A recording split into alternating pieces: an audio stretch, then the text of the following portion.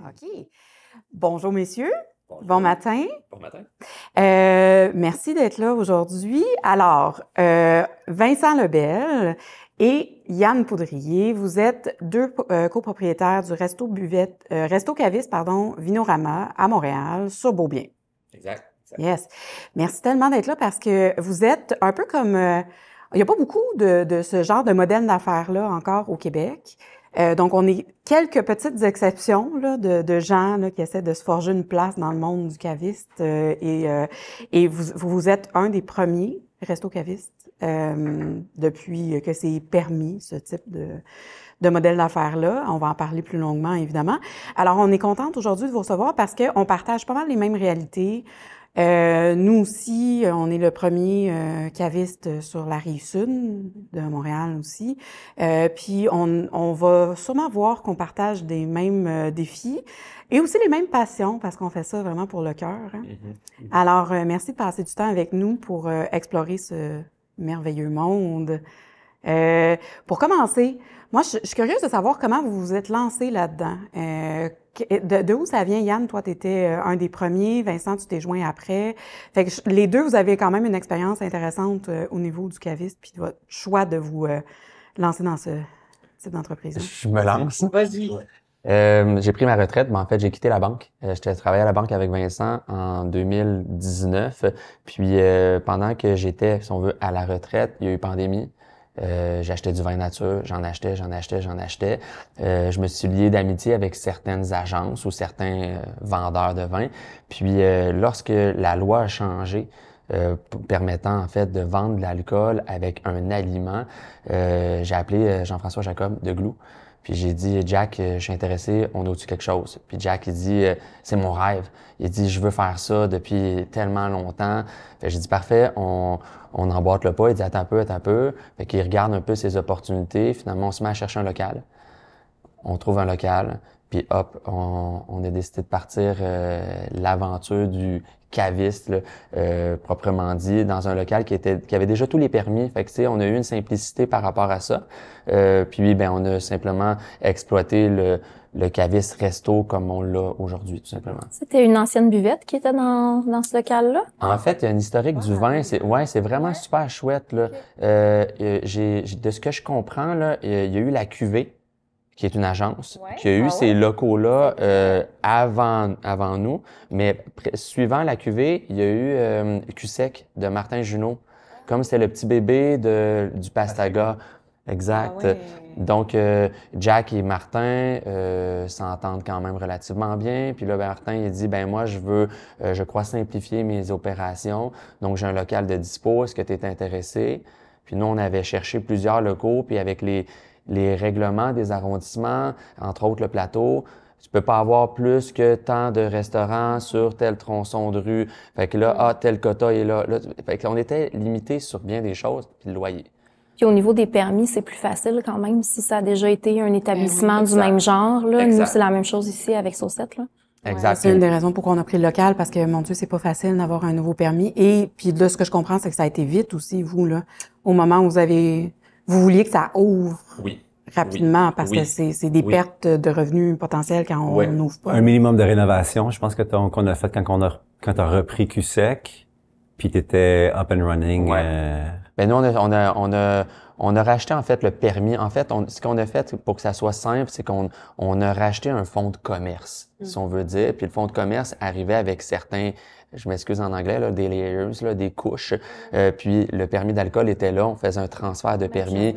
Bon, fait que ça, on se simplifiait. Puis on a pris possession du bail en octobre 2021. 3 ans aujourd'hui, 2021. Okay. Donc, on a mis quelques mois de réno, puis on s'est lancé à fond la caisse en février 2022. Hey, c'est ça, vous êtes vraiment dans les premiers. Il y a la cave à mamie. Ouais, novembre. Novembre, OK, c'est ça. Fait que vous êtes vraiment collés, là. Puis vous êtes pas très loin non plus dans géographiquement parlant, là. 600 mètres, je dirais. Ouais. Puis, tu sais, la cave de mamie, pour leur faire un clin d'œil, là, je les aime d'amour, ils ont une buvette. Puis eux, ils ont senti un peu ce que Jack et moi, on a senti à l'époque, qu'il y avait un besoin aussi au niveau du service puis de l'importation privée. Fait qu'ils ont ouvert le local directement à côté d'eux pour répondre à cette clientèle-là. Puis, tu sais, force est d'admettre que Montréal, c'est gros. Fait que, tu sais, le volume de gens, ben on était capable de répondre à ces gens-là. Ils ont une clientèle propre à eux, puis on a une clientèle propre à nous. Fait que c'est vraiment super le fun. Puis des fois, ben, on a des clients communs. Fait que on l'a pas chez nous, pas chez mamie. Mamie l'ont pas, ben, j'imagine qu'ils s'en viennent chez nous. Fait que c'est quand même intéressant, là. C'est une belle collaboration. Ouais. Puis, parlez-nous justement de ce besoin-là que vous avez senti pour ouvrir ce type de commerce-là. Ben, en fait, la prémisse de base, du moins la mienne, Jack pourra me taper sur les doigts si c'était pas le cas, je voulais démocratiser un petit peu l'accès aux vins de nature, ou du moins aux vins d'importation privée. Puis je trouvais que oui, il y en a, ou il y en avait déjà disponibles, mais c'est surtout sur les groupes d'échange qu'on voit sur les différents réseaux. Donc, tu essaies de courir après une cuvée ou une bouteille, ou tu es chanceux parce que tu as une allocation. Une allocation, c'est quand l'agence te permet d'avoir une bouteille ou une cuvée spécifique qui est en petite quantité. Tu l'obtiens. Puis là, ben tu l'échanges ou tu la vends à des copains pour être en mesure de dire, ben j'assume pas le coût à 100% d'une caisse. On va y aller un exemple. Une bouteille coûte 40 $, t'en achètes 6, c'est 240 $. Ben, elle est mieux d'être bonne. Tu sais, si tu l'aimes pas... T'as pas le conseil qui vient avec non plus. Faut que tu connaisses ça un peu d'abord pour passer des commandes et tout. Là, il y a pas d'endroit où tu peux aller pour t'informer, puis au resto. Ou même goûter. Ouais. Parce que c'est quand même c'est un bon investissement si tu sais pas si tu vas aimer ta bouteille non plus. Là. C'est significatif. Je me rappelle, là, il y a un moment donné, je m'excuse à ma femme, j'avais acheté une affaire comme 5 000 $. J'avais acheté toutes les cuvées de Pierre Frick. Moi, j'en avais 20. Quand je suis c'est un bon choix quand même. Ben, c'est pas mauvais, hein? quand même contente. Ben, t'es contente. Mais quand je suis arrivé à la SAQ, sur Beaubien, parce que toutes les commandes d'importation privée et le vin au Québec passent par la SAQ, sauf le vin québécois pour certains. J'allais à la SAQ, puis la personne, elle me dit, c'est pour quel restaurant? Je dis, pas pour un restaurant, c'est pour moi. Et là, j'arrive, je me souviens, j'avais toutes les caisses de vin empilées dans le salon. Puis ma blonde a dit, tu vas faire quoi avec ça? Je dis, ben, on va en boire, puis on va en vendre, on va trouver une façon. Fait que, tu sais, de là est venue un peu l'histoire du cavis, parce que je faisais le cavis chez nous, puis on essayait de vendre des bouteilles, en quelque sorte. Vincent en achetait, d'autres amis en achetaient, mais à un moment donné, c'est un fardeau financier que tu assumes. Puis si les amis n'ont pas l'argent pour pouvoir en acheter, ben, tu es pris avec. Puis ça devient une grosse responsabilité. Je parlais d'une caisse de 6, c'est beau une caisse de 6, mais quand tu arrives en caisse de 12, c'est différent, là. Tu sais, surtout des bouteilles, là maintenant, la Bourgogne est hyper chère. Tu achètes des bouteilles 80, 90, 100 $, 120, 150, x 6, x 12. Tu peux pas, là. À moins que tu sois hyper bien nanti, ben non, ça n'arrivait pas. Donc avec Jack, la beauté, c'est qu'on est parti en affaires avec cette idée-là de se permettre d'avoir le plus de bouteilles possible à l'unité pour les clientèles, toujours en échange d'un aliment ou d'un repas ou d'un morceau à manger. Puis voilà, on a poursuivi l'aventure. Ah, c'est génial. C'est une belle histoire, ça. Pas pire, hein? Puis Vincent, toi, t'es arrivé comment là-dedans? Moi, je suis arrivé sur le tard. Un peu plus tard, je pense que quand que Jack a décidé de quitter l'aventure, Yann l'a racheté, puis il est venu me voir, il m'a téléphoné, il m'a demandé si ça me tentait de me lancer. Puis je connais un peu moins le vin que Yann, mais j'étais néophyte à l'époque, puis j'ai décidé de me lancer plus par amitié que d'autres choses. Moi, contrairement à Yann, je suis pas retraité. Alors, j'ai une job à temps plein, alors je peux pas m'impliquer autant que j'aimerais. Mais ça fait bientôt, c'est ça, peut-être 2 ans. 2 ans et demi, ça va vite. Puis j'adore. C'était tôt, là, non? Ouais, j'étais quand même tôt, mais ouais. 6 mois, ça a pris 6 mois. En fait, Jack s'est retiré de l'aventure parce que il était à Montréal puis il a déménagé à Sutton. Puis l'investissement en réalité étant pour la boutique, c'était difficile du fait que il fallait qu'il s'implique dans la boutique, mais aussi il y a son agence. Fait que à un moment donné, c'est beau essayer de tout faire, mais tu peux pas transmettre ce que tu veux transmettre à ton équipe et ou à ton personnel. Ben Jack, on en est venu à un moment donné que tu sais les visions étaient différentes. Fait que c'est aussi simple que ça. Fait qu'il a pris son côté. Puis la beauté, c'est que ça reste quand même une personne avec qui je collabore super bien. Tu sais, on s'appelle, on se texte, on ricane. Fait que tu sais, c'est pas de comme mauvaise foi qui est partie. Au contraire, tu sais, oui, c'est sûr qu'en affaires, il y a des anicroches, mais tu sais, ça reste quelqu'un de passionné. Fait que c'est vraiment le fun. Ouais, c'est ça. Assurément. On a eu un certain moment qu'on a un peu fait une pause. Je pense que c'est correct. Tu sais, des fois, faut prendre un pas de recul, tous et chacun. Mais je suis un fan de ses vins. Ah, mais c'est tellement beau, il y a tellement beau portfolio. Exact. C'est lui qui m'a fait découvrir le vin nature. Ah, tu vois? Ouais, Jack travaillait au comptoir sur la rue Saint-Laurent, coin Marianne. C'est Marianne, non pas Marianne, Villeneuve. Puis je m'assois là avec une amie. Puis à un moment donné, il m'ouvre une bouteille de Jean-Yves Perron. Puis je dis, wow, c'est donc bien bon. Est-ce que je peux en acheter à la caisse? Il dit oui. Puis à l'époque, Jean-Yves Perron, ben t'achetais ça à la caisse, puis il t'appelait, t'en veux-tu, je suis pas capable de les sortir nécessairement, ou ça sort moins vite. Aujourd'hui, tu vas acheter ça. C'est impensable. C'est ça que tu nous as amené, hein? Parlant de... on ouvre ça, cette belle... Parle-nous un peu de Jean-Pierre Perron, ton amour. Donc ça, c'est un de tes premiers vignerons qui t'a vraiment fait triper sur le vin nature? Le premier. Ah, mon Dieu, c'est fou, ça. Puis ça, c'est à l'époque, j'ai pris ça au verre, au comptoir. C'est Jack qui me l'a servi. Puis depuis ce moment-là, je n'ai pas été capable de m'arrêter. Nous, on a fait une migration vers le nature, si on veut, là, à presque 100% à partir de 2012, 2013, 2014. Mais cherche des agences. En 2012, 2013, 2014, là, il n'y en avait pas tant que ça. Il y en avait... Il y avait Ward et Associés. Ils sont arrivés un petit peu plus tard, même. Ouais. Je pensais qu'il était là déjà. Si je me trompe pas. Onopole était présent, mais encore une fois en survol. La cuvée aussi. Ça commençait à s'installer, là. Wino était là. Donc, mais c'était pas aussi présent que ça l'est. Tu sais, je me souviens, là, Jean-François me disait, faut que je frappe aux portes pour vendre mon vin. Versus, là, aujourd'hui, c'est le restaurant qui frappe aux portes de l'agence. Tu sais, c'est comme le mécanisme a changé. Ouais, je peux. Valider. C'est drôle qu'ils disent ça parce que également pour moi, ça a été la première fois que j'ai bu un vin nature. C'est lui qui me l'a fait goûter et c'était un Jean-Yves Perron. Puis ça a été, tu sais, je me rappelle encore, là, ça a été marquant. C'était en 2012-2013. Puis depuis ce temps-là, ça a complètement changé notre vision du vin. Puis j'ai été comme lui, on a vraiment shifté en termes de consommation. Ça va être la première fois que je vais goûter. Moi aussi, j'ai jamais goûté à ça. Mais Et la couleur, elle est folle. La couleur est folle, hein? Ouais. Mais j'ai un petit peu le shake, je m'excuse, la caméra. Non, mais c'est l'odeur, c'est que tu retrouves rien de ça. Puis tu sais, Jean-Yves Perron, faut se le dire, il est en Savoie.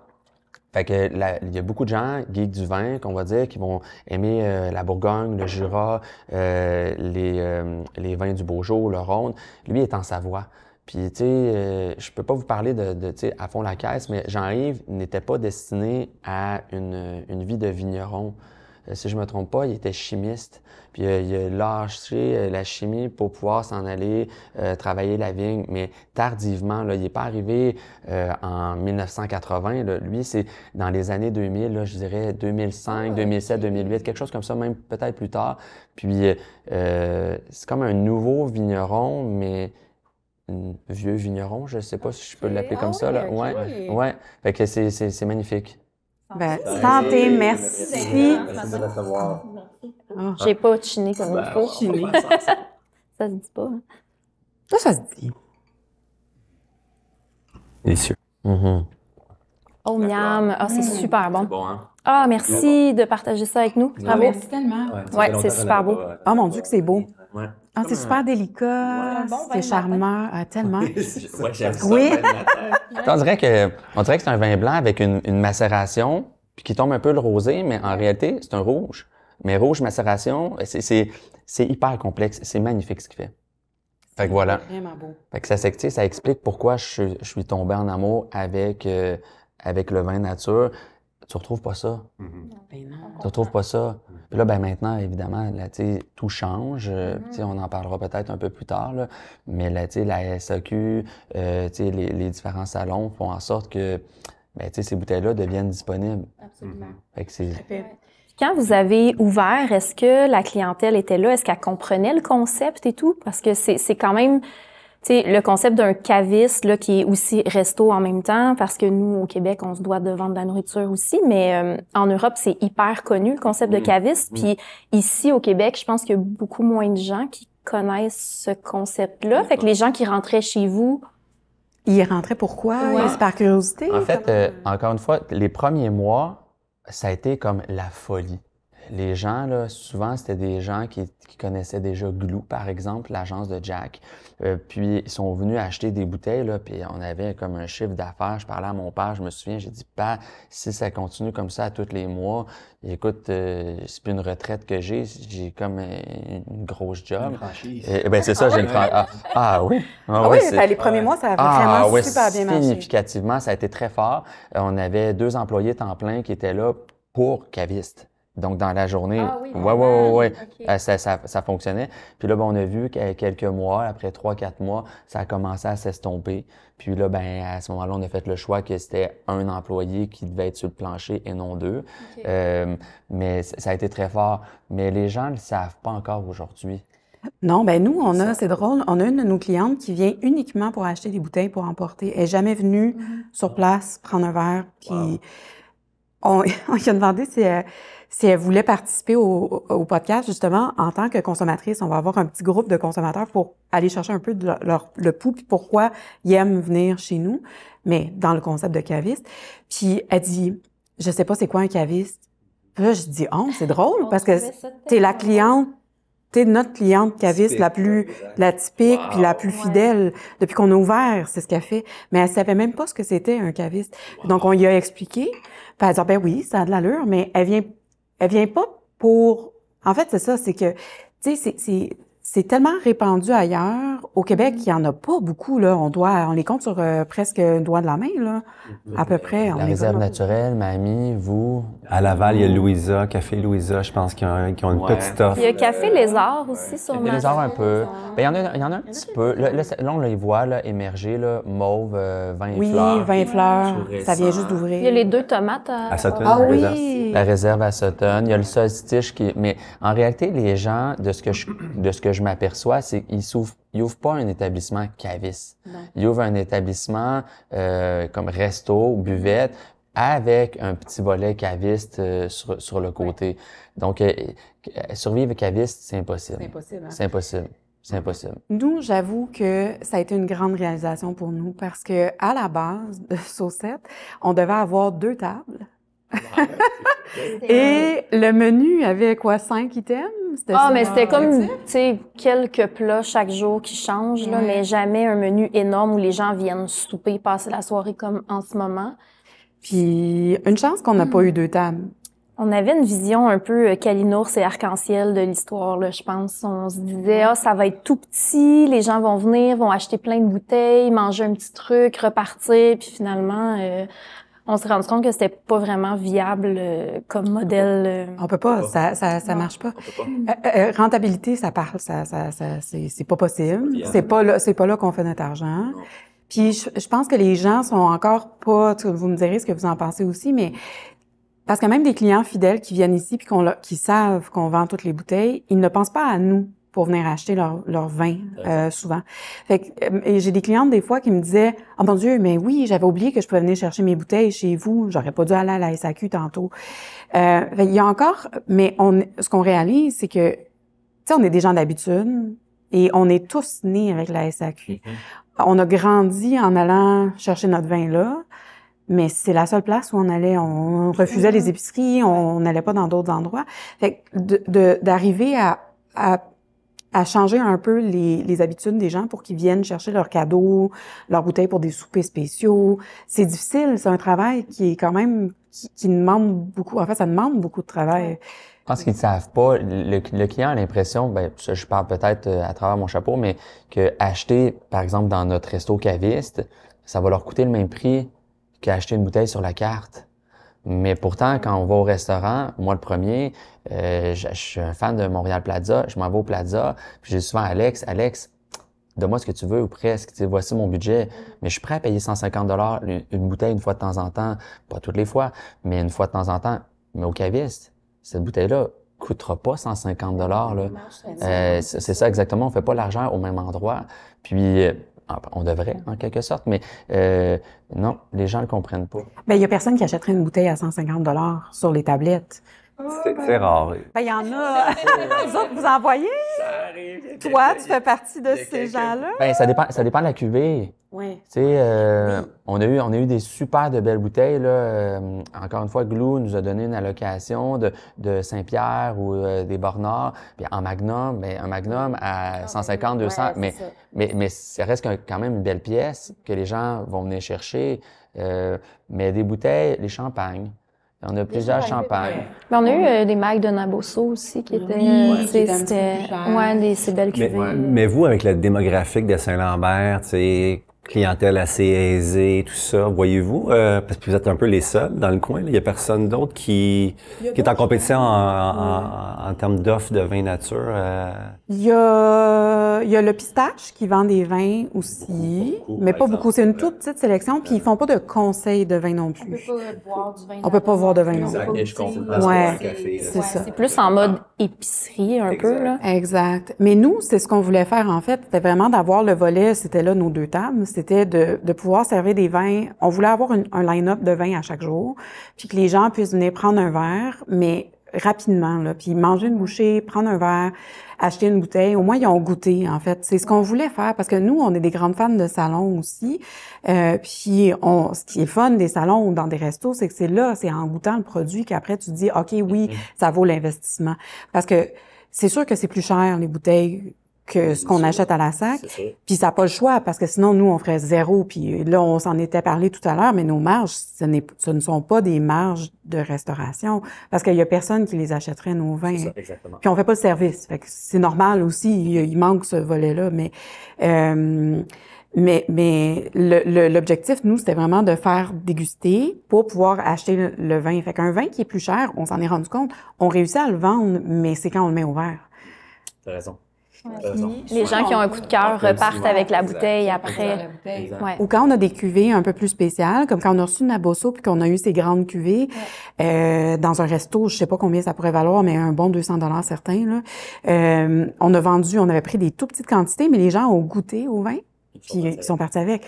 Parce que oui, c'est cher, mais si tu y as goûté avant, tu sais que tu vas apprécier ta bouteille, puis tu sais avec qui tu vas la boire. C'est une valeur sûre parce que tu as déjà essayé le produit. Fait que c'est un peu ça l'avantage d'avoir un type d'offre comme les nôtres ou Resto Caviste ou d'autres modèles qui sont en train d'émerger un peu. Mais je pense que c'était un peu utopique aussi. Là, je reviens quand on a parti, puis quand vous avez parti le modèle Caviste, puis que nous, c'était ça notre première mission, c'était d'être caviste. Ça se peut plus, ça se peut pas. J'aurais aimé ça. Oui. Hey, j'avais le rêve, là, à la boutique, là, on a à peu près 250 références, puis j'avais le rêve d'en avoir genre 800. Je me suis dit, je vais vraiment être un caviste comme en Europe, là, ou aux États-Unis. Tu te tournes de côté, puis là, t'en as sur toutes les 4 murs. Puis là, tu fais, waouh, il y en a trop, je sais plus. Puis là, ben, tu vas chercher la bouteille en arrière avec de la poussière, tu la nettoies, puis tu dis, hey, je l'avais oublié, lui. Puis là, tu vas dire, hey, quoi, il y a juste 3 ans. Puis, mais oui, mais j'y ai pas pensé. Mais ça peut pas. On n'est pas assez, rapide, puissant parce qu'on n'a pas le monopole. Puis, ben, ça me prendrait du pouvoir d'achat significatif pour pouvoir faire ça. Puis, tu sais, les gens ne le réalisent pas, mais chaque bouteille qu'on a achetée, by the way, cette bouteille-là, je l'ai achetée au caviste, là. Elle a mon petite étiquette. La SAQ prend quand même sa marge. Fait que, elle prend sa marge. Fait que l'agence d'importation, elle prend, ça passe par la SAQ. La SAQ va prendre sa marge, puis après ça, ben moi, je la prends. Puis là, ben moi, faut que je vive. Donc, je la revends avec une petite marge. On en parlait tantôt. Ben, écoute, je peux pas surcharger non plus le consommateur, là. Tu sais, on n'embarquera pas dans les États-Unis, mais tu sais, je peux pas redonner une surtaxe non plus au consommateur tout le temps parce qu'il décide de faire affaire avec un caviste. Fait que c'est un peu ça l'objectif, c'est d'être accessible. Ben, c'est difficile d'éduquer les gens aussi à savoir pourquoi les vins qu'on a sont plus chers qu'à la SAQ. Tu sais, c'est arrivé des gens qui rentrent ici et disent « Ah, j'ai un budget de 20 $ pour une bouteille. » On est comme « Ben, ça se passera pas, on est désolé. » Mais c'est pas fait de la même façon. C'est des vins d'artisans qu'on vend, qui sont faits en petite quantité. Tu sais, c'est de l'amour, ces bouteilles-là. C'est pas comme des vins qui sortent à la palette d'un vignoble. Puis c'est sûr que oui, absolument. Puis c'est un produit d'exception, c'est le fun. Puis c'est souvent aussi un produit de plus belles occasions. Tu sais, bon, une bouteille comme ça là. Ben un lundi soir, c'est bien le fun, mais ça arrive pas tout le temps. Jeudi matin, c'est parfait. Je bois jamais le jeudi matin.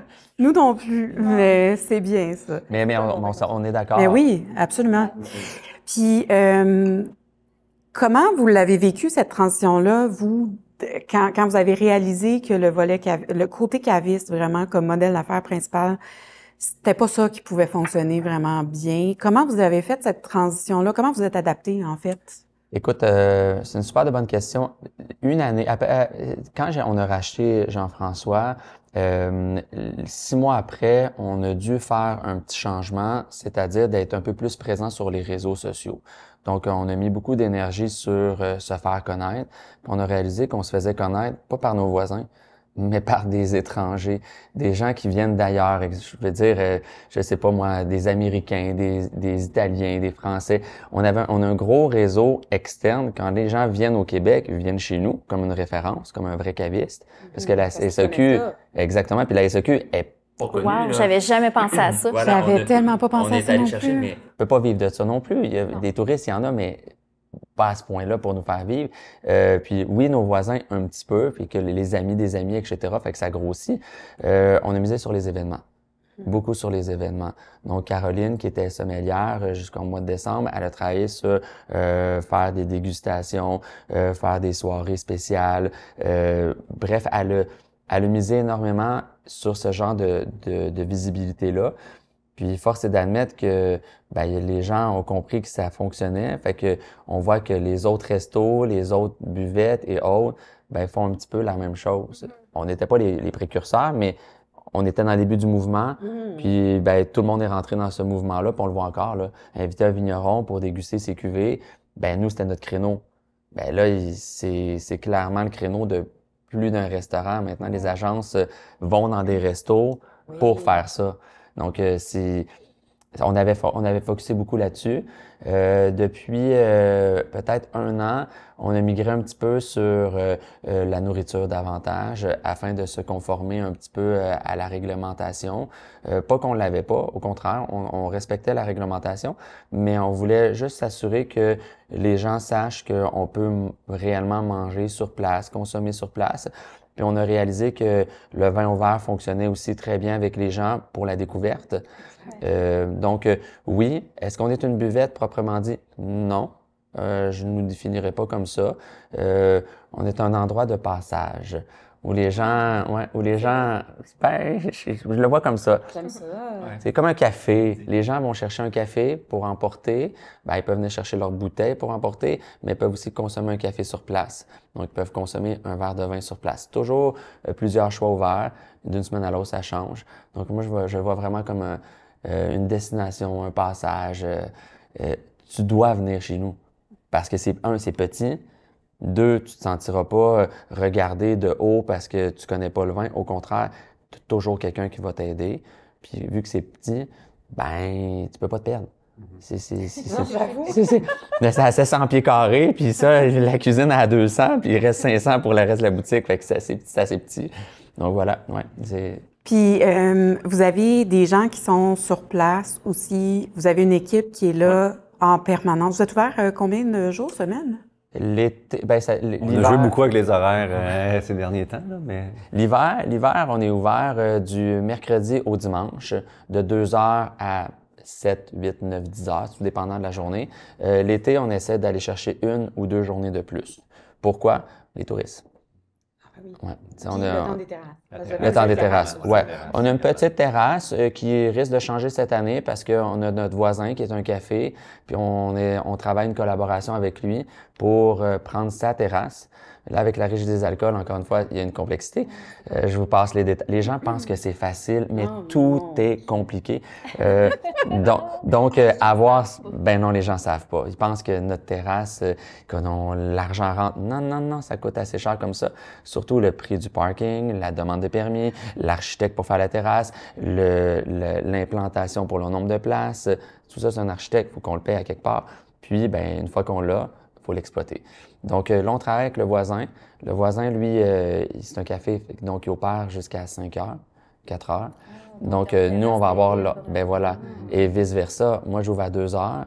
Donc, à 2 heures, le temps qu'on se prépare, les gens, oui, ont soif, mais pas pour dire je viens m'asseoir à 2 heures puis que la terrasse est pleine.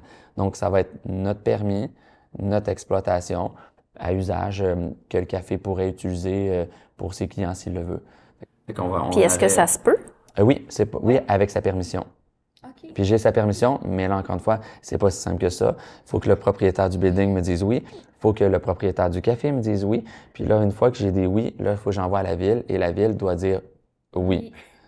Si la Régie des alcools a dit oui, avec le permis d'implantation de l'architecte qui doit être dessiné et payé. Donc, c'est pas facile. T'sais, ils disent que c'est simple. Ce n'est pas facile. Il n'y a rien de simple. Il n'y a rien de simple. Au moins, vous vous êtes simplifié la vie comme nous en achetant un fonds de commerce puis en récupérant un permis parce que partir de zéro, ça doit être intense. J'aurais pas pu. Non. Ben, je pense que ça aurait pris des mois et des mois là, avant d'avoir... Assurément. Puis c'est ça, nous aussi, là, on a fait des rénaux, puis on avait hâte d'ouvrir, mais... Qui était ici avant? Le Crème et Gourmandise. OK. Qui était déjà un resto. Café. OK, pâtisserie café. Okay, ouais. Fait qu'on a vraiment... ben, en fait, ça faisait longtemps, ça faisait 13 ans qu'il était ouvert. Puis la propriétaire était prête à passer à autre chose, mais mon Dieu, un café, pâtisserie, je peux pas imaginer tenir ça pendant 13 ans. Heureusement, eux avaient un permis d'alcool déjà aussi. Ouais. Pour, non, ils vendaient de l'alcool, en fait. C'était Maître de Chez, en fait, qui avait des bouteilles ici. Okay, je comprends. Mais juste du vin ouvert, là, rien. Il y avait quelques trucs. Ils ne faisaient pas leur sous avec... Non. C'était juste pour, je pense, accommoder les gens en après-midi, là, mais c'était même pas ouvert le soir. Non. Mais tu sais, on s'est vraiment rendu compte, nous, quand on a ouvert. Toi, t'es un des premiers aussi qui est venu, justement. Je me souviens très bien. Je me souviendrai... Oh mon Dieu, j'étais tellement intimidée quand j'ai su que tu travaillais chez Vinorama. Je me suis dit, oh mon Dieu, Vinorama est ici. Ah! Puis là, on commençait... Eh Seigneur! Mais quand on a ouvert, nous, on s'est rendu compte que vous, c'était vraiment le côté caviste qui a beaucoup marché au début. Nous, c'était le côté buvette. Quand on a ouvert... Mais je me souviens même quand on a fait notre pop-up sur la terrasse, quand on était en réno encore, on a vu le vendredi soir, à un moment donné, à 5h30, un amas de gens arriver en courant quasiment pour prendre un verre de vin sur notre terrasse. Et on a été vraiment choqués parce qu'on s'est dit, mon Dieu, mais ils ont donc bien soif, Saint-Lambert, qu'est-ce que c'est ça? Puis les premières soirées qu'on a ouvertes, on a appelé ça, on a surnommé le Vietnam parce que c'était... plein à craquer, on savait plus quoi faire avec le monde, on n'était pas staffés, on était trois, Ouais. 2 au service, Marie tout seul dans la cuisine, on n'avait pas de boss boy, on n'avait pas de plongeur. C'était la folie. Le comptoir de service était rempli de verres et de bouteilles, on savait plus quoi faire. Et moi, petite folle que je suis arrivée chez nous le soir, puis j'ai dit à mon chum, pourquoi j'ai pas pensé que j'ai jamais fait de service dans ma vie, moi, avant, comme de lancer ça? Parce que j'avais jamais servi rien, j'avais jamais travaillé en service, je n'ai pas de ce background-là. On l'a eu d'en face. Fait que le côté buvette marche très bien ici. Fait que je comprends pourquoi vous avez commencé. Puis nos événements aussi, on en fait beaucoup, puis ça fonctionne super bien. Les gens répondent, ils sont curieux. Oui, exactement. Ouais. Ils sont contents aussi de pouvoir parler à des vignerons. Ouais. Tu sais, d'habitude, tu vas en Europe, mettons en voyage, tu rencontres des vignerons, c'est super le fun. Puis là, tu as vraiment envie d'acheter la bouteille parce que tu y as parlé, parce que tu sais ce qu'il a fait, tout ça. Mais d'amener ça ici, c'est vraiment le fun. Puis pour certaines personnes, les salons, c'est super intimidant, là, rencontrer des vignerons et tout. Tandis que quand ils viennent ici ou chez vous, ben c'est super simple, sans prétention, c'est une belle discussion. Puis c'est accessible ici à Saint-Lambert. C'est une ville un peu dormante, il n'y a pas de cinéma, il n'y a pas rien proche. Le monde, ça donne une raison de sortir, d'aller socialiser, de venir prendre un verre, c'est facile. Puis vous êtes les seuls, là, vraiment, à Saint-Lambert. pour être résident du coin, il n'y a Oui, pas de vraiment gens. d'autres places Ouais. qui m'intéressent pour aller prendre un verre de vin. Les gens ne réalisent pas que c'est un privilège que les agences nous accordent de pouvoir avoir accès à un vigneron. Absolument. Parce que lui, là, quand il fait 3, 4, 5 restaurants, il vient au contrat pour découvrir un peu c'est quoi le Québec, puis il vient voir son agence, son représentant, puis juste essayer de faire découvrir un peu ce qu'il fait. Mais c'est fascinant que le vigneron nous accorde du temps comme ça. Sa job, là, c'est pas faire de la représentation. Sa job, c'est de travailler sa vigne, c'est de travailler son chai. Il y en a plein, tu sais, il y en a par-dessus la tête, là. On est chanceux, mais je suis pas sûr que les gens le reconnaissent. Pas certain. Non, vous pensez pas? Vous le voyez, Ben, vous le c'est- remarquez pas dans vos événements? Certains, en fait, c'est une niche. OK. Encore une fois, je pense que c'est un petit maillon de gens qui profitent de ce qu'on leur offre. Puis le reste de la population, ils savent même pas. Ils pensent que c'est inaccessible. Tu sais, je vais aller avec, chez nous, là, mon frère, mes 2 sœurs, mes parents. Je sais même pas s'ils savent qu'ils peuvent rencontrer un vigneron. Je pense pas. C'est drôle parce que j'ai l'impression aussi que les gens pensent que des vignerons, c'est comme des gens. Je pense qu'ils les imaginent. Je sais pas comment ils les imaginent, tu sais, qu'ils sont fortunés. Ouais, c'est de la haute classe, alors que c'est beau à voir quand tu les rencontres parce que c'est des agriculteurs. Ils travaillent avec leurs mains, ils travaillent avec leur cœur. Puis quand tu les vois, c'est ça qui est riche aussi. Puis nous, on s'en rend compte beaucoup quand les gens sont ici. Eux, ils savent. Ils voient qu'ils sont privilégiés, en fait. De rencontrer la personne qui a travaillé derrière le vin, qui ont tant aimé, qui découvrent, puis ils posent beaucoup de questions. C'est riche, ces moments-là. Mais puis on le voit même dans les yeux des vignerons, je sais pas si vous le remarquez, mais quand ils sont là, puis qu'ils ont vraiment une bonne réception, puis que les gens vont leur poser des questions, il y a quelque chose dans leur visage qui s'illumine, dans leurs yeux s'illumine.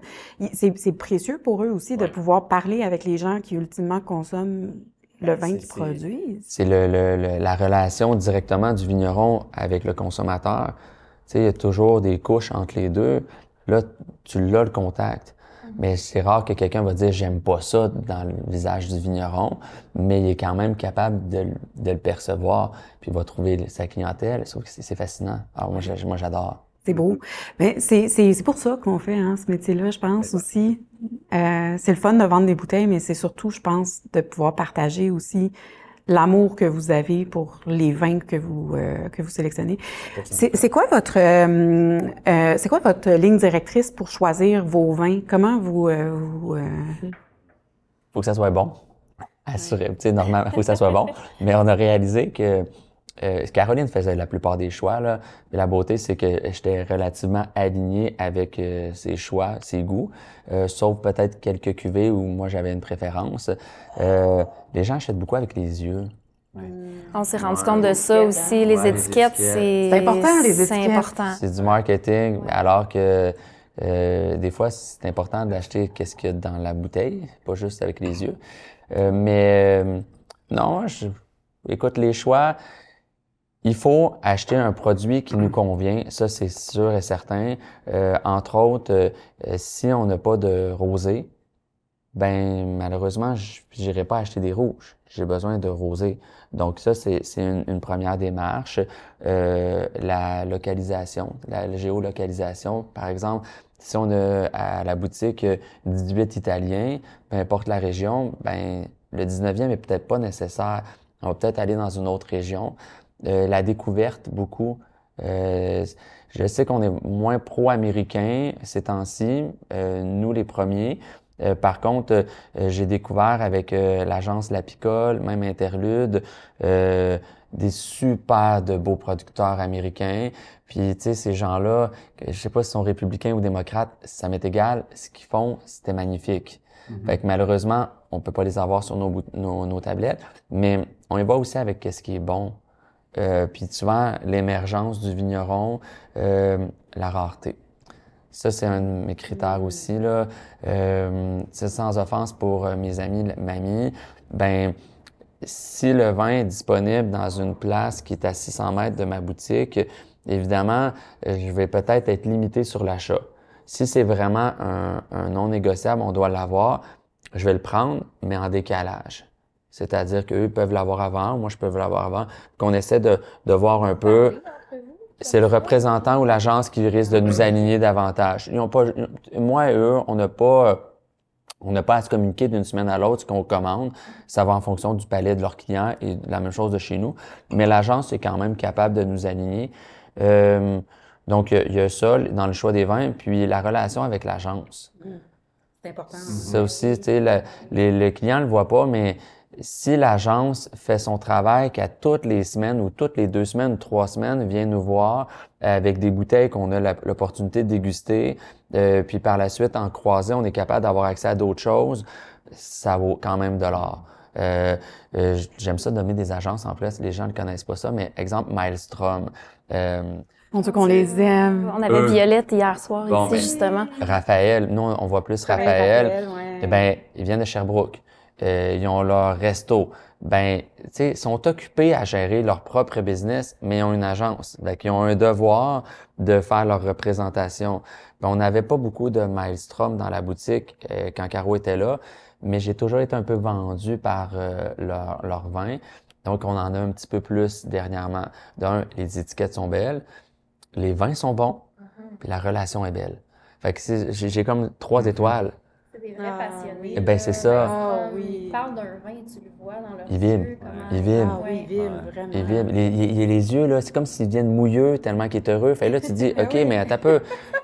Vigneron, il pourrait voir ça, puis il dirait, j'ai mon homme ou ma femme. C'est comme fantastique. Mais oui, là, c'est une passion. Fait qu'on essaie de le transmettre de cette façon-là aussi. Ouais. Ah, c'est beau. Vous travaillez avec combien d'agences à peu près? Ouais, je sais pas si c'est trop, mais j'en avais 38 à la fin de l'année. On en a peut-être rajouté 4-5 de plus. On en a une quarantaine, je dirais, va-et-vient. Donc, ça se peut qu'il y ait une agence que j'ai une seule cuvée, une autre, j'en ai 12. C'est très variable, mais encore une fois, ça dépend de ce qu'on a besoin. Tu sais, je pense que c'est l'année passée, les rosés sont arrivés sur le tard au Québec où ils ont eu des défis d'acheminement. Ben, j'ai travaillé avec ceux-là qui en avaient. Parce qu'au Québec, ils sont comme ça, les gens disent, ah, ben, le printemps arrive ou l'été, je prends du rosé. Mais du rosé, c'est bon à l'année. Ben, tellement. Ça dépend juste lequel, rosé. On est tellement d'accord. Mais ce que tu dis, c'est tellement vrai. La semaine dernière, il y a eu une super journée de beau temps. Ouais. Puis là, notre terrasse est pas ouverte, mais les gens voulaient prendre un verre sur la terrasse et tout le monde, pratiquement, demandait du rosé. On était pris de court, on n'avait pas de temps de rosé parce qu'on essaie de dire aux gens que le rosé est bon à l'année, mais c'est pas tout le monde qui adhère à ça, ce qui fait qu'on reste pris avec du rosé quand on en a en plein hiver. Fait que là, on était un peu à cause. En fait, on a passé tous nos rosés. Ouais, on en a plus là, on une en seule fait. bouteille. Parce qu'il n'y en a pas beaucoup non plus. Ben, il y a une petite technique. En fait, ça, ben, vous allez le voir, là, tu sais, en évoluant là-dedans, mais c'est des rouges légers. Ah oui, ben on est rendu là. Fait que c'est ça. Ben, On a utilisé la technique la semaine passée. Ça passe très bien. Ça, c'était comme un mix de tout, là. Oui, tu fais dire au vin un peu sa couleur, être adaptative Exact. là, à la situation.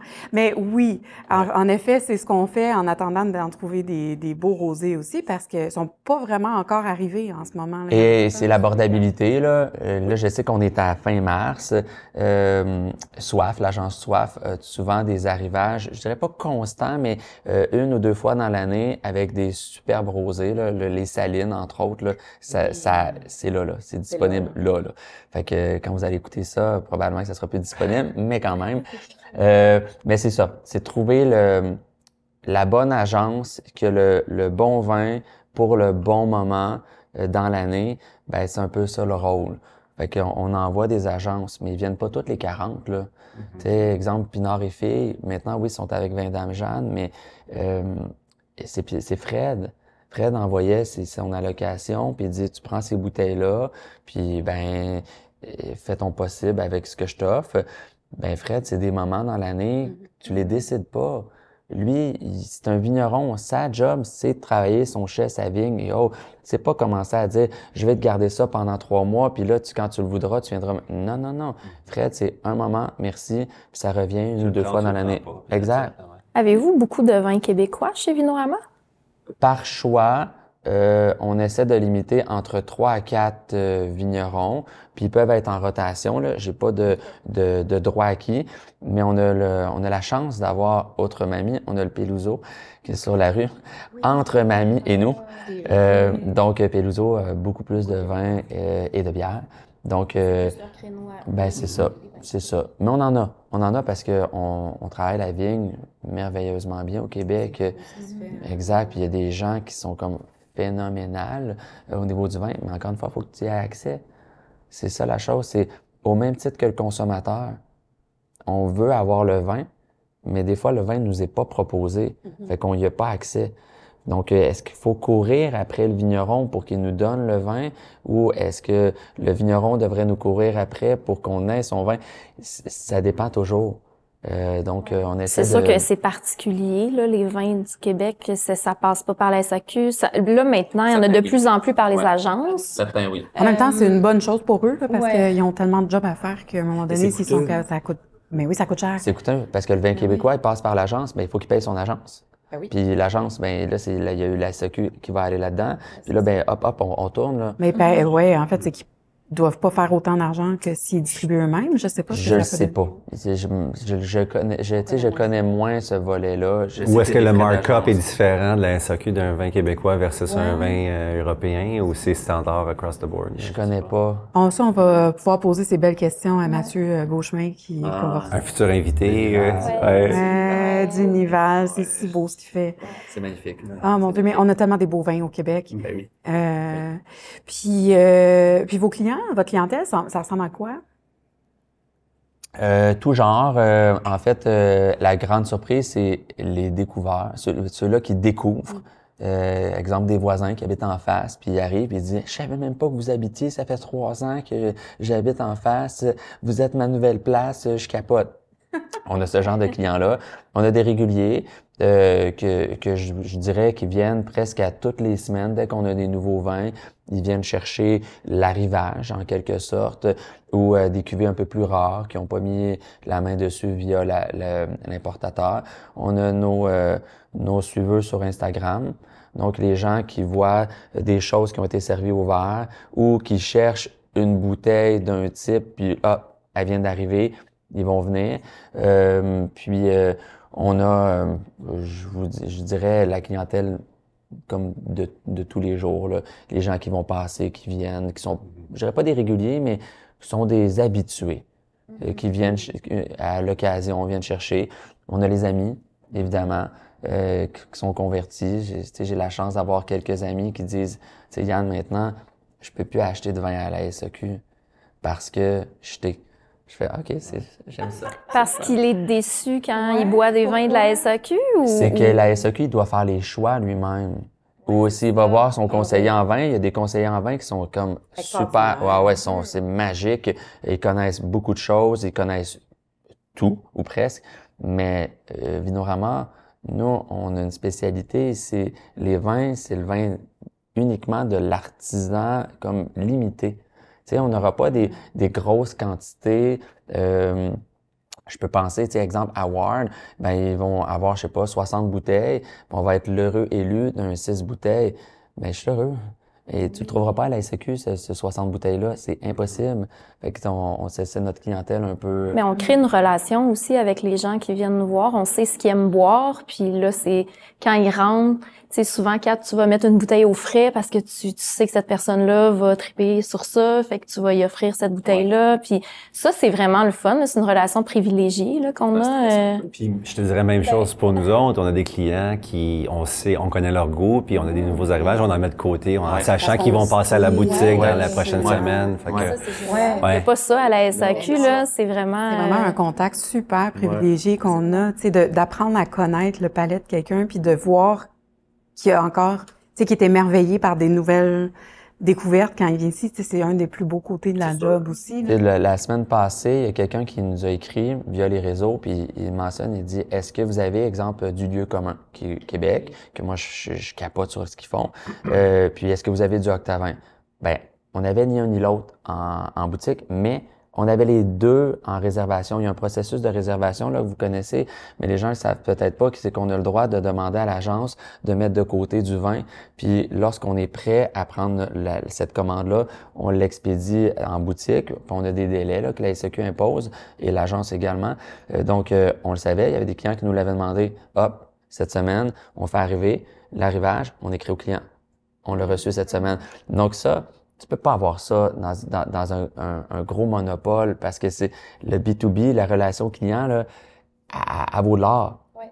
Puis là, ben lui, payer 7, 8, 10, 12 $ la bouteille de plus que ce qu'il aurait acheté en privé, c'est pas si cher que ça parce qu'il y a l'obligation d'en acheter 12.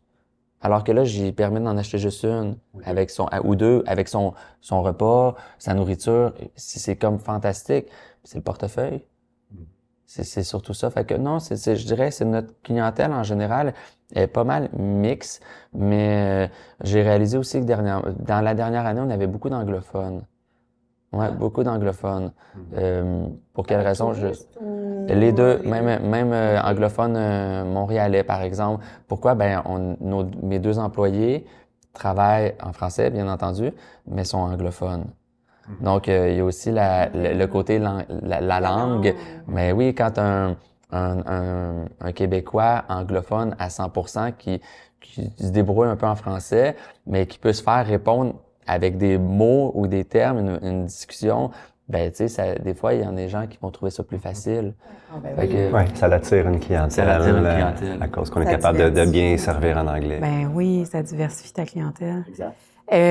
Parlons de la SAQ pour 2 secondes. Notre sujet préféré. La quoi? C'est qui ça? Il y a la SAQ qui commence à voir qu'il y a un intérêt pour l'importation privée. On commence à voir justement des cuvées arriver sur les tablettes virtuelles de la SAQ dans leur section importation privée. Est-ce que ça vous affecte, vous? Comment vous le percevez, cette nouvelle arrivée-là? Tu veux toujours que je réponde, hein, c'est ça? Merci Vincent. Ben en fait, l'année passée, ils ont commencé à caresser cette idée-là où j'en ai entendu parler via la SAQ parce que quand tu es restaurateur, tu vas chercher les bouteilles directement à la SAQ restaurant. Nous, on se fait pas livrer. Donc, je parlais aux gens puis ils m'ont dit « Yann, est-ce que tu as vu, t'as-tu entendu? » J'ai parlé aux agences. Les agences me disaient « Oui, il va y avoir une section IP, donc importation privée sur le site de la SAQ. Ils sont encore en test, mais ça nous attire un peu moins. » Là, on voit qu'ils mettent encore beaucoup plus d'énergie. Fantastique. Mais il faut pas se rappeler que le consommateur, c'est un consommateur minute. Tu sais, j'appelle minute, c'est que quand j'ai soif, c'est jeudi, ben si je vais aller sur le site des IP, ben elle arrive pas minute, elle arrive dans 3, 4, 5, 6, 10 jours dans la SAQ de mon choix. Mais c'est aujourd'hui que je veux boire ma bouteille de vin. T'sais, les gens ont pas toute une cave à vin de 1200 bouteilles. Les gens ont peut-être 7-8 bouteilles, mais je veux un rosé. Ben mon rosé, je le veux là. Fait que je vais où? Je vais aller dans une boutique SAQ ou une succursale plutôt, ou dans un caviste, restaurant, puis je vais aller chercher ce que j'ai de besoin, ou tout simplement m'asseoir dans une buvette puis prendre le rosé de mon choix. Donc, je trouve ça intéressant qu'ils démocratisent l'accès au vin nature, l'accès au vin en importation privée. Ma grande crainte, c'est est-ce que le restaurant va encore avoir droit à son exclusivité? Moi, c'est plus ça. Tu sais, je ne veux pas me dire « Ah, zut, sont en train de me voler ma business ». Non. Il y a 8 millions de personnes au Québec. Ultimement, ils viennent pas tous chez Vinorama. Donc, je peux pas me fier sur ce modèle-là exclusivement. Mais c'est juste que, comme restaurateur caviste, c'est ma plus grande crainte. Est-ce que je vais toujours perdre les vins que j'avais une exclusivité comme restaurant? Ça, c'est ça qui m'attriste un peu plus. Puis, tu sais, je ne peux pas dire que tous les restaurants vont s'approvisionner directement en vin tablette. Là. La tablette, c'est les vins disponibles quand on veut l'acheter à l'unité directement en succursale. Il y a beaucoup de restaurants qui vont l'acheter en importation privée. Ils n'iront jamais sur les tablettes, ces vins-là. Donc, mon souhait, c'est qu'on réussisse à garder le modèle importation privée pour que le client vive une expérience différente de ce qu'il pourrait vivre chez lui nécessairement. Donc, c'est ce que j'aimerais. Mais est-ce que la SEQ a pensé à ça? Je le sais pas. Je le sais pas. Je sais pas, mais nous, ça nous est déjà arrivé, puis je sais pas si vous l'avez déjà vécu, mais déjà, nous, il y a des bouteilles qu'on avait sur nos tablettes qui se sont retrouvées sur le site IP. Ouais. Puis ça, c'est là, nous, ça nous a dérangé parce que, c'est que comment tu justifies le prix que tu vends ta bouteille ici? Mais c'est parce que nous, on peut pas, on n'est pas la SAQ, on n'a pas les mêmes revenus, là, qu'une SAQ. Non. Puis on passe du temps à recommander cette bouteille-là qui est sur notre tablette, alors qu'eux, ils le mettent sur le site, puis c'est là, puis les gens, il n'y a pas de conseil. Il y a une description, c'est tout, tu sais. Ils ont peut-être même pas goûté non plus, là. Ben, en fait, c'est sûr qu'ils n'ont pas goûté. Ici, ils peuvent goûter à la bouteille qu'on a sur nos tablettes, mais c'est ça qui est dommage, c'est quand ça entre en conflit avec l'offre qu'on a, nous, puis le côté exclusif de pouvoir acheter une bouteille ici. Puis je pense que là, les agences, même, sont pas encore... On en a parlé avec certains représentants, puis ils savent pas trop non plus exactement comment tout ça va se passer parce que on a exposé notre crainte aussi que ça se reproduise, qu'on se retrouve encore avec des cuvées aux deux endroits en même temps. Puis ça, c'est très dangereux pour nous. C'est pas bon pour nos affaires, là. Ben, c'est ça. Puis c'est la promesse aussi, tu sais, nous, ce qu'on fait, je dirais dans 99% des cas, on le mentionne aux consommateurs que la bouteille qui est chez Vinorama est pas disponible en SAQ. Et puis, sauf que des fois, exemple, il y a un champagne, je pense à Dame Jeanne qui avait un champagne qui venait libéré en SAQ, mais il était bon, le champagne. Oui. Ben, je le veux, mais il est pas disponible en IP, il est tout à SAQ. Ben, j'en ai acheté à la SAQ et je le vends en boutique. Puis, c'est correct, c'est un choix que j'ai fait et je le mentionne aussi aux clients. Il y a des clients, je dirais les réguliers, ils le savent. Mais le pas régulier, il le sait pas. Sauf que je peux pas commencer à jouer là-dessus. Nous, on s'est fait comme une mission que tous les vins sur nos tablettes, c'était pas des vins tablettes SAQ et ou disponibles sur le site. Autrement, même chose pour nous. J'ai pas de valeur ajoutée. Ben non, exactement. Ben on en a quand même ultimement, mais c'est que c'est beaucoup plus difficile à expliquer. C'est beaucoup de travail. Puis ça revient aussi à faire comprendre le modèle puis la raison d'être aussi qu'on charge un frais. Là. Exact. Parce que ce que les gens ne savent pas non plus, c'est que nous, quand on les achète, ces bouteilles-là, ça sort de nos poches avant qu'elles soient vendues. Là. C'est beaucoup d'investissement. Cash on delivery. Ouais. Hey boy, hein, ça fait mal à un portefeuille. Là. Puis là, t'as les frais d'agence qui arrivent, puis des fois, c'est québécois, c'est instantanément, 15 jours, 30 jours. Et il faut gérer ces liquidités-là. Puis on le voit ici, là, il y en a de la bouteille, là. Ben, c'est pas une société d'État là, qui l'a financé, c'est de nos poches. Là. Ben non, puis la SAQ, elle a tout notre argent avant que nous, on les vende. Là. Elle est bien contente. Là. Nous, le fardeau est sur nous, en fait, de la vendre. 100%. Mais nous, on commence à travailler aussi avec les agences pour qu'ils nous le disent d'avance. Tu sais, pour exemple, Manon Virgule, qui est une petite agence avec Félix, ben, j'ai dit, Félix, je veux Life on Mars, qui est un vin que moi je trouve bien, un genre de rouge léger, super bon, on l'a eu avant les fêtes, je le veux encore, fantastique. Félix il me dit, Yann, juste te dire, ça va être disponible à l'unité au salon Raspipave. J'ai dit, c'est pas grave, je la veux pareil, moi je l'aime, ça va se vendre, les gens ont besoin de ce vin-là. Puis là, dans ma tête, ça a fait Raspipave. Les gens peuvent acheter en ligne, les gens peuvent aller au salon, mais personne va avoir le vin sur le coup. Non, c'est sûr. Donc, j'ai encore ma valeur ajoutée. Donc, il faut que je fasse le compromis. Mais en même temps, la clientèle qui va l'acheter sur Raspipave, ben, peut-être qu'ils savent ce qu'ils veulent, mais s'ils le savent pas, ils ont encore besoin de moi. J'ai pas acheté 50 bouteilles non plus. Là, t'en achètes 6 ou 12 bouteilles, puis tu te limites à ça. Mais il était suffisamment fin pour me le dire. Ben oui. On va juste aller... on va faire une petite pause pour aller voir les dames. Quelle heure est-il? Il est 11h15. On recommence. On repart, on roule. OK, parfait. On est parti quand vous voulez. OK, toi, tu veux. Ah, génial. Ah oui, c'est ça. Ils vont prendre des petits bouts, là. C'est cool, hein? Eh oui, la ferme, c'est si beau, leur produit. Ben c'est ça aussi qui est le fun d'être un caviste parce que, tu sais, puis j'imagine vous faites ça aussi, mais tous les choix que vous faites autour du vin, vous avez aussi une mission vous donnez une mission de faire découvrir d'autres beaux produits. Oui, assurément. Assurément. Puis si j'invite tout le monde qui entende, Vadim, de l'agence Sans Nom, a une sélection de produits comme alimentaires italiens phénoménal, puis espagnol aussi phénoménal. Puis j'avais l'habitude d'acheter des conserves uniquement à un endroit où je les importais directement des États-Unis. Puis Vadim me dit, mais Yann, j'en ai. Je fais, quoi? T'en as? Ça fait 3 ans que je travaille avec toi, puis je ne savais même pas. Donc, il y a plein de trucs comme ça alimentaires ou des gens qui importent de l'huile d'olive que tu sais même pas. Mais l'huile d'olive, de la vraie huile d'olive, là, de la bonne que, exemple, tu trouves au marché Jean Talon, mais en quantité un peu plus de fou. Là, des fois, tu l'as en quantité hyper limitée, aussi rare que le vin. C'est fantastique. C'est super bon ces huiles d'olive, là, quand j'en ai acheté récemment. Oui. C'est le fun. Au début, quand on a ouvert, on a eu des bouteilles d'huile d'olive qui étaient d'un producteur qu'on avait sur nos tablettes.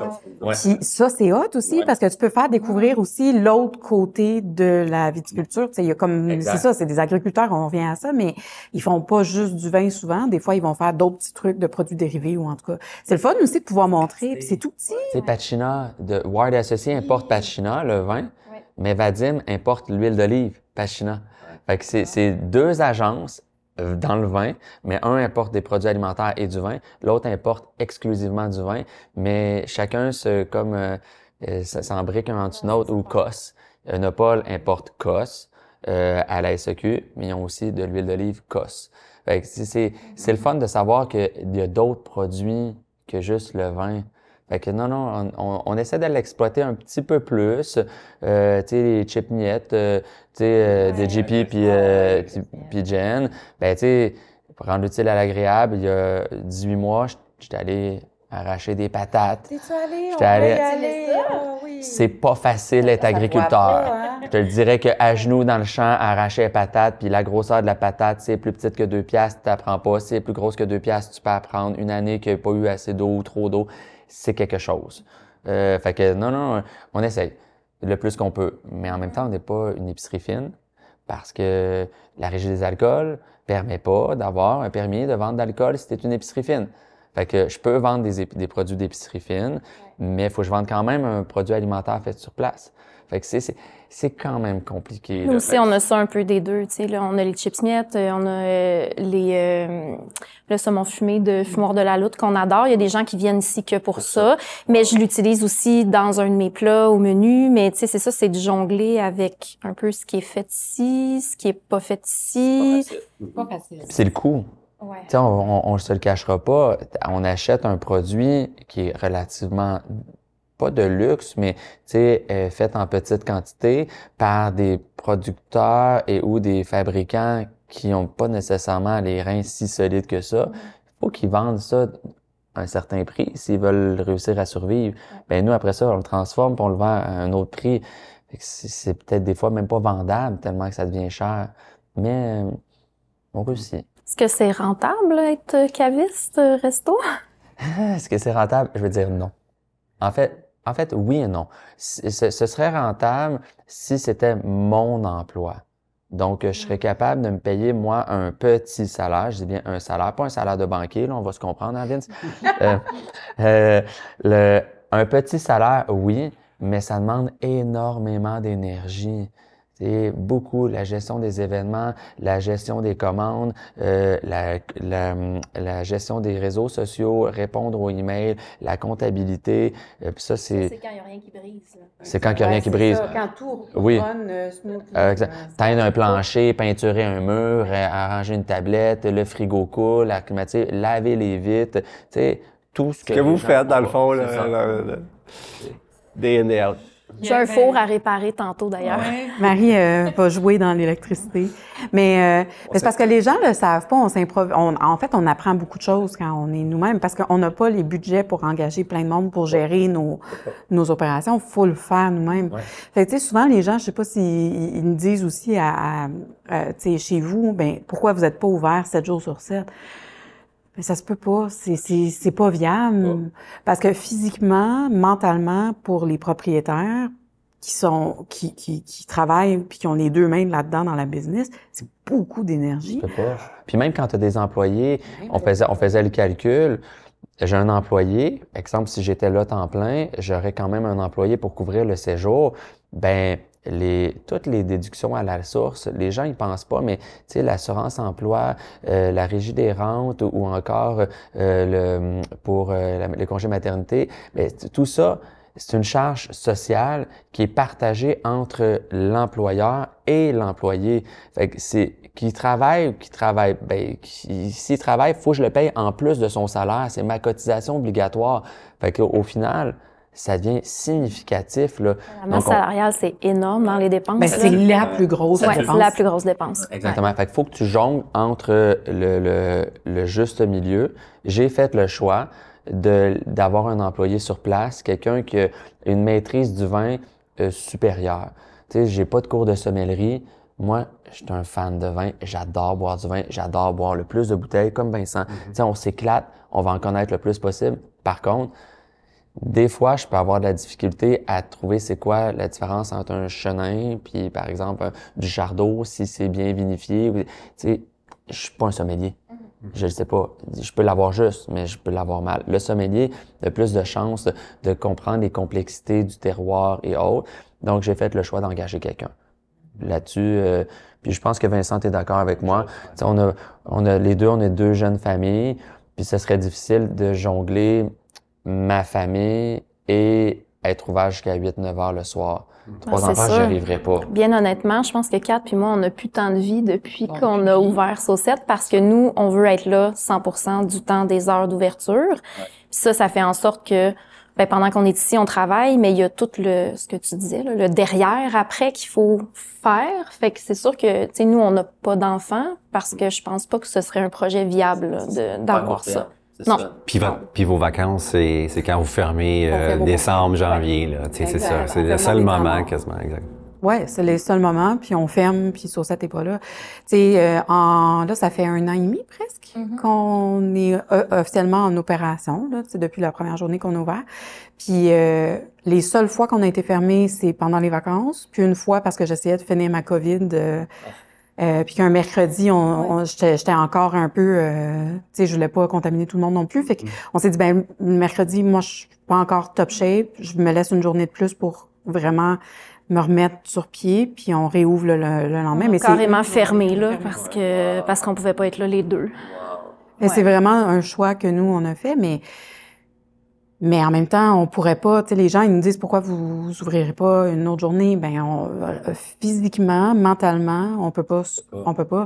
Le samedi, on est un peu fatigué, là, parce que, tu sais, les jeudis, vendredis, c'est des grosses journées, là, qu'on fait. Mais là, pensez-vous, tu sais, on parlait tantôt en arrière des caméras que vous avez maintenant comme plusieurs employés, vous êtes quasiment rendus vous êtes 7 au total. Est-ce que vous voyez un jour où est-ce que vous allez un peu pouvoir vous retirer un peu? Je pense que c'est pas l'objectif. Je pense que quand on va être rendu là, on va juste passer le flambeau à quelqu'un d'autre puis s'en aller, là. C'est pas, nous, l'idée derrière Saucette, c'est de recevoir les gens comme à la maison, puis c'est bien rare, tu vas souper chez quelqu'un puis il est pas là. Fait que c'est un peu ça l'idée. Ouais. Tu sais, chaque fois que vous entrez chez Saucette, Catherine et moi, on est là pour vous accueillir. Moi, un peu moins parce que je suis dans la cuisine, mais je suis quand même là. Je vous salue de loin. Mais c'est ça. Fait que c'est vraiment pas le but, en fait, là. Mais c'est différent. Je le sens parce que quand je vais chez Vino, parce que, tu sais, réalistement, je suis pas là tous les jours, ni à toutes les heures. Les employés sont là pour ça. Mais quand j'y vais et que j'ai le bonheur ou le privilège d'avoir un client, je m'enfarge. Je me mets à jaser. Je jase. Puis je jase. Puis là, le client, il est venu chercher une bouteille avec son petit truc à manger. Puis là, mais moi, je le garde pendant 30 minutes. Mais lui aussi, je pense qu'il aime ça. Ah, mais lui, il aime ça, c'est sûr. Il viendrait pas. Exact. En fait, je pense que c'est ça aussi, la beauté. La SAQ, c'est plus transactionnel. Qu'est-ce que tu me recommandes? OK, je pars avec la bouteille. Mais de venir dans un caviste, c'est une autre expérience que tu vas chercher. Puis tu crées ce lien-là. C'est la richesse de tout ça. C'est tu crées ce lien-là. Tu as des échanges qui vont des fois au-delà du... Tu sais, nous, mon Dieu, on a vu des familles... Tu sais, on a vu des enfants naître depuis 1 an et demi, là. On revoit le papa-maman qui arrive avec leur bébé, puis, tu sais, quand on a ouvert, ils étaient pas enceintes, après ça, à un moment donné, on passe sur le sans-alcool. félicitations. Et là, il arrive, tu sais, il y a des gens qui sont venus 2 jours après avoir accouché. Il y a une cliente qui est venue, avait hâte d'arriver nous montrer le bébé, puis tu sais, on a vécu leur grossesse avec eux, tu sais, d'une certaine façon. Fait qu'il y a comme des liens beaucoup plus précieux qui se font. Il y a des couples qui se sont formés. Il y a une compagnie qui s'est créée aussi. On a fait le lancement d'un vet en ligne, là, puis ils sont venus faire le lancement ici parce que tout le long de leur processus pour faire la business, finalement, ils étaient ici. Fait que là, on a fait... ils faisaient leur plan d'affaires ici. Mais ça paraît. Tu sais, nous autres, on a fait un événement, je me souvenais, c'était un événement, c'était des médecins à l'urgence. Puis j'ai dit à Vincent, on va faire l'événement ensemble. On n'est pas tes serveurs, là. Fait que, mais les deux, là, on a eu du fun là, à côté.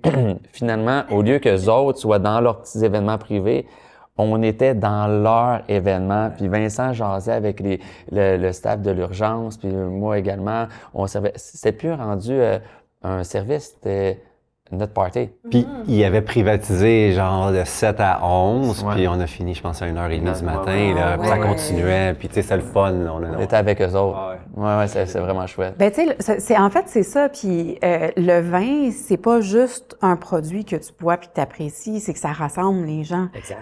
Puis c'est ça qui est beau d'avoir un espace comme le vôtre, comme ici, c'est que tu accueilles des gens, tu forges des relations, tu as des échanges qui sont riches. On peut passer des sujets très dark à des sujets super positifs. On accompagne les gens dans des moments de joie comme un petit peu plus de peine. Émotionnel. Et c'est émotionnel.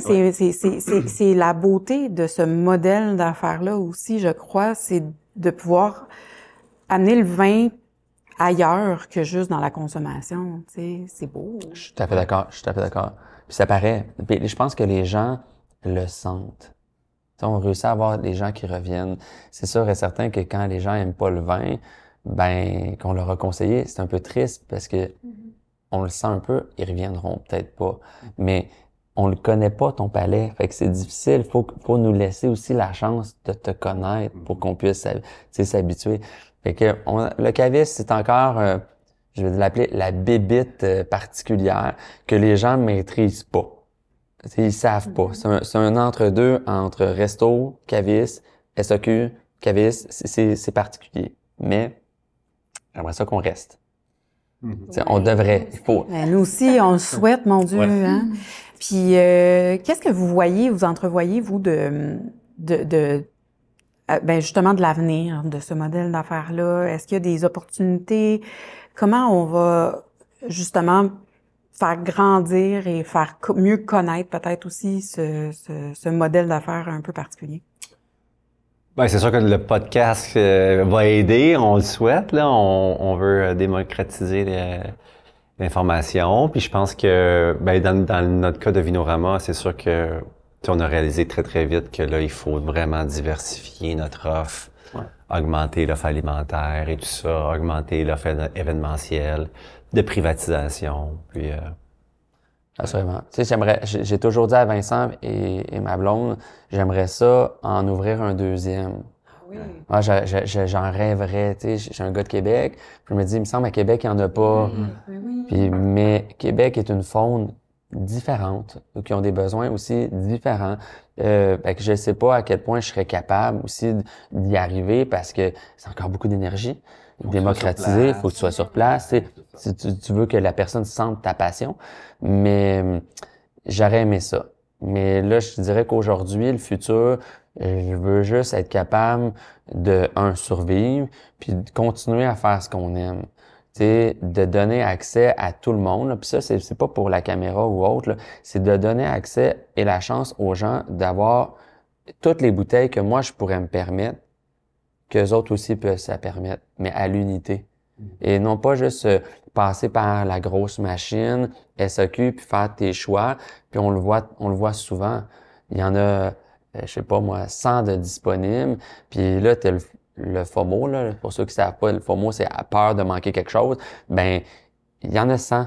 Ben, il y en aura plus 100, il y en aura plus. Ben, au Cavis, il y en a 6 ou 12. Quand il y en aura plus, ben, il y en aura une autre aussi bonne qui va avoir été choisie par la même personne, puis ben, le même esprit. Ben, il y en a pas de FOMO. Tu sais, ça revient toujours, tu sais, à moins que quand le vigneron part, tout simplement, là, la bouteille revient plus. Mais moi, j'aimerais ça. Franchement, honnêtement, Je savais pas si Vinorama pouvait poursuivre, tu sais, au-delà de 2024. Je me donne encore une année, tu sais, juste pour dire, est-ce qu'on est capable d'amener les gens à nous considérer dans leur quotidien pour, tu sais, comme leur choix de vin ou pas. On verra. C'est pas facile. Tu sais, il y a des restaurateurs qui ont le cost of food, le coût des aliments, comme beaucoup plus présent que nous, ce qu'on a. Je les comprends. Tu sais, on n'est pas millionnaire parce qu'on est un restaurant. On n'est pas millionnaire parce qu'on est un caviste. Donc, on verra. Je me souhaite d'avoir une année 2025 géniale, avec des gens qui sont heureux. Puis, tu sais, avoir autant de clients qu'on en a eu l'année passée, je vais être super content. On vous le souhaite vraiment. Ouais. Mais tu sais, je pense que c'est trop beau tout ça. En tout cas, tu sais, nous, depuis qu'on a ouvert, je pense que c'est les relations qui sont au centre de notre projet, finalement. Tu sais, les relations avec les agences, avec les clients, avec les vignerons, puis tout ce qui gravite autour du vin qui est fait de façon naturelle comme ça, c'est tellement formidable.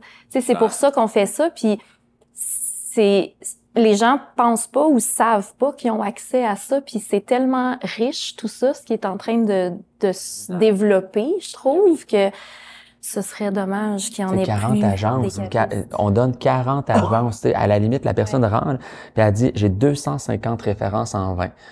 40 agences d'importation privée sur le coup. Je suis confus. » Parfait, j'ai quelqu'un qui t'aide. Puis là, ben tu découvres. Avant d'avoir le caviste, j'avais 5-6 agences à peu près que j'ai travaillé avec, Boire, Ward, Glue. Tu sais, c'était le petit noyau. Là, j'en ai découvert des tonnes. Tu sais, Sans nom, Dieu du vin, le Interlude que je connaissais pas, Maudit vin. Tu sais, il y en a des tonnes. Ben, si tu te fies seulement à ce qui est disponible en SAQ, tu risques de les trouver un jour.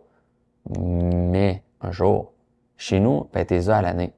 Fait que tu sais, c'est un peu ça que j'aimerais ça que les gens le comprennent. Tu sais, on parlait tantôt du nombre d'agences avec qui on transige. Oui, on en a beaucoup, mais on s'en parlait. Ça nous en prend beaucoup pour s'assurer que quand il y a un produit d'une certaine part, ça prend des alternatives pour être capable d'avoir une offre globale pour le consommateur. Fait que me sentir à la maison aussi en même temps. Tu sais, Vince puis moi, on voyage beaucoup ensemble, puis on est allé au Danemark à un moment donné, puis on est allé dans une place qui s'appelle Router and Wine. Une petite affaire, là, vraiment petit, là, je dirais le quart de saucette, là, vraiment tout petit. On arrive là, un mur de vin comme ici, puis là, ben, on se prend une ou deux bouteilles, puis on s'est juste assis dehors sur le banc, puis on a ouvert une bouteille, puis on en a ouvert une deuxième. Ben, on veut juste se sentir comme chez nous, mais en voyage. Fait que c'est un peu ça. Puis Montréal, là, honnêtement, les gens le savent pas, là, mais elle a tout à être enviée, là. Tu sais, Montréal, c'est une méchante belle ville. Tu as juste à aller t'asseoir sur n'importe quel banc de parc, là, avec un sandwich Genita tout garni ou je sais pas, la place que tu veux. Puis tu prends ta bouteille avec tes petits verres. Merci, bonsoir. Tu vis un buzz, là. Un beau moment. Ben oui. Surtout quand il fait beau. Cet été, on en vendait des bouteilles avec, tu sais, ici, c'était une pâtisserie avant, fait qu'on a encore tout le stock de gobelets de café et tout, donc qu'on n'utilise pas. Fait que là, on ouvre les bouteilles puis on donne des gobelets aux gens, puis là ils se prennent des fromages, des saucissons, un sac de chips, puis ils s'en vont dans le parc boire du vin, puis ça nous comble de joie là pour vrai. C'est beau. Ben oui, pourquoi qu'on le fait à l'étranger puis on le fait pas à Montréal? Ben exactement, mais c'est parce qu'on n'est pas habitué. Ben en fait, je pense qu'on veut pas s'habituer. Tu sais, nous tu payes des milliers de dollars pour prendre l'avion. Puis t'en aller là-bas, l'hôtel, etc. Puis là, nous autres, on est à côté de tout ça, puis on le fait même pas. Ben, on appellera tout le monde à le faire cet été. Parce que c'est vrai, on a une belle ville, on a une belle offre, des places comme la vôtre, ça nous aide beaucoup à avoir ce, justement, de pouvoir partir avec ta bonne bouteille. Pareil comme quand t'es en voyage, mais t'es à ta maison, fait profitons-en. Ben oui. Profitons-en. C'est ça, profitons-en. Pourquoi t'es à l'hôtel? Nous, on le fait, tu sais, on s'en va à l'hôtel, on s'en va dans un caviste quand on va en voyage, puis tu sais, on s'amène 2-3 bouteilles, puis là, à l'hôtel, ben, on s'ouvre la bouteille, puis OK, en attendant dans le lobby que les filles soient prêtes, par exemple, puis hop, on s'en va souper. Ben, la même affaire, la maison, c'est l'hôtel. Tu sais, c'est un peu ça. C'est pourquoi se priver de bien boire et bien manger à la maison alors que tu peux le faire, tu y as accès. Ouais. Puis à la SAQ, il n'y a pas des beaux produits pour emporter aussi à manger dans le parc. Ben c'est ça. Ils ont des belles bouteilles. À la SAQ, ils font un super de beau travail, mais c'est pas un caviste, c'est pas un resto, c'est pas un saucette. Viens ici, je prends n'importe quelle bouteille, je suis rentré tantôt, je l'ai là, le resto. Puis là, je suis là, waouh, c'est cool ça, je veux. Mais je parle à Kat, Kat a dit, ouais, mais là, c'est ça, c'est Maelstrom, ok, parfait. Ouais, mais là, je l'ai pris en photo, je vais écrire un rap, j'ai dit, j'en veux. Mais tu sais, c'est ça l'affaire, c'est, tu sais, on est caviste, vous êtes un peu caviste, tu sais, on est intrigué, puis on est curieux. Si je venais juste passer le lunch avec Vince, je me serais pris une bouteille puis j'aurais arrêté de manger mon sandwich sur le bord de l'eau. Mais oui, pourquoi on le fait pas au Québec? Fait que voilà. Ben, je pense que c'est une bonne façon aussi d'étendre un peu nos tentacules, parce que le cavisme, dans le fond, c'est un moyen de pouvoir rendre accessible du vin qui est un peu plus spécial, de petits artisans, de faire des découvertes, de passer un beau moment. Puis après, on peut, le monde est à nous, là. Je veux dire, on part avec notre bouteille, puis on vit un beau moment, puis profitons-en, là. C'est ça. Ça revient un peu à ça. C'est comme l'agence, on n'en a pas parlé beaucoup des agences. On baigne pas là-dedans, mais l'agence, c'est comme un caviste aussi. Tu sais, l'agence est souvent, t'as un individu, t'as des plus grosses agences qui sont plus grosses, avec plus de gens, mais font un travail de recherche pour aller chercher souvent un vigneron qui s'aligne avec leur vision et leur mentalité. Puis quand tu sais que cette agence-là s'en vient chez toi pour te proposer les vins, tu sais un peu dans quel esprit tu t'en vas. Ben, être caviste, c'est un peu travailler main dans la main avec l'agence. Tu sais, ils te connaissent, tu les connais, puis là, hop, toi, tu peux transférer ça aux clients. Fait que je pense qu'il y a un écosystème qui existe au Québec, mais qui est comme pas clair encore auprès du consommateur, par méfiance ou par méconnaissance, mais il y a quelque chose qui reste à faire, mais on est trop petit pour être capable de démocratiser ça adéquatement, tu sais. J'aimerais ça, moi, avoir 800 000 personnes qui suivent mon compte Instagram pour juste savoir que Vinorama existe. Pas parce que je veux qu'ils me suivent, juste parce que je veux qu'ils sachent que ça existe puis qu'ils ont accès à quelque chose de fantastique. Je serais content. Tu sais, j'aurais peut-être un beau problème, mais c'est pas le cas aujourd'hui. Ben, en tout cas, on va le souhaiter, puis c'est un peu pour ça qu'on fait ce podcast-là, d'ailleurs. C'est pour justement faire une incursion dans le monde du caviste parce que c'est pas connu. Puis en rencontrant des gens comme vous, ben ça nous permet d'échanger, puis c'est le fun aussi en tant que caviste parce qu'on a... C'est sûr que vous, on vous a vu naître aussi, puis on est tellement contente de vous recevoir. Vous êtes encore là, puis on est fiers. Mais c'est ça, je pense que ça vaudrait la peine, tu sais, on pourrait faire plus. Moi, j'ai un rêve fou, là, éventuellement, qu'on ait un regroupement de cavistes, puis que... ça serait génial. Fou. C'est pas fou, je le prends là. Dans ma liste de to-do, c'est pas, pourquoi pas? Tu le sais, tu sais que je suis capable de faire ça. Mais en fait, je pense que, tu sais, les petits, on pense souvent à nous. Puis, tu sais, l'individu est comme ça, là, on pense souvent à soi-même, mais des fois, être un petit groupe, ben, peut peut-être avoir une force de frappe. Tu sais, on en parlait tout à l'heure pour exemple la marchandise. Je comprends qu'on a tous nos logos, mais des fois, en disant aux producteurs, aux fournisseurs, hey, j'en ai 3. Est-ce que les 3 ensemble, on peut avoir quelque chose d'intéressant? Ben, tu sais, ça peut aider 3 petits que le gros, lui, il a pas nécessairement plus de coûts pour lui. Donc, on travaille pas assez en équipe. Puis on sait qu'on existe en plus, là. Tu sais, sûrement que vous connaissez justement les autres cavistes qu'il y a au Québec. Tu sais, nous aussi, on essaie de se tenir informés. Puis on a un employé qui est allé justement aux 2 tomates en fin de semaine. Puis il dit, mais les propriétaires vous connaissent, Saucette. On est comme, mais on n'est jamais allé. Mais tu sais, ils nous suivent. Puis on sait, on est qui, tout ça. Fait que ce serait tellement génial de pouvoir s'aider tout le monde. Ben, c'est sûr. Tu sais, on n'est pas tous au même endroit, on a des marchés différents aussi, fait qu'on... Puis tu sais, on le fait à l'étranger, on voyage souvent ensemble, quand on va aux États-Unis ou en Europe, puis dès qu'on mentionne qu'on a un caviste à Montréal, écoute... Des fois, ils nous connaissent. On connaît, on était surpris, même à Washington, il y avait un Domestic Wine. Domestic Wine, il dit « Ah oui, je connais ça, ouais, OK, parfait, hey guys, oui, parfait, OK, prenez ça. » Comment ils disent ça en anglais? Vinorama. C'est beau. C'est beau. Vinorama. Mais tu sais, il y a un dicton qui dit seul, tu vas plus vite, mais en équipe, tu vas plus loin. Ouais, c'est ça, c'est vrai.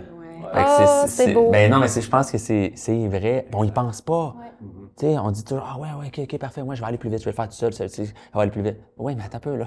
Si tu étais 2-3 qui repassaient au travers, peut-être que ce que tu as créé ou ce que tu veux faire, tu vas aller encore plus loin. Ben, moi, je nous souhaiterais ça pour l'année qui vient, de faire des beaux partenariats. Ce serait le fun. Ouais. Et longue vie à Saucette également. Et longue vie à Vinorama. Merci tellement, messieurs, de votre visite. Santé, merci. J'ai plus de vin. Ah, mon Dieu, santé. Merci tellement, les gars, d'être venus. Un plaisir.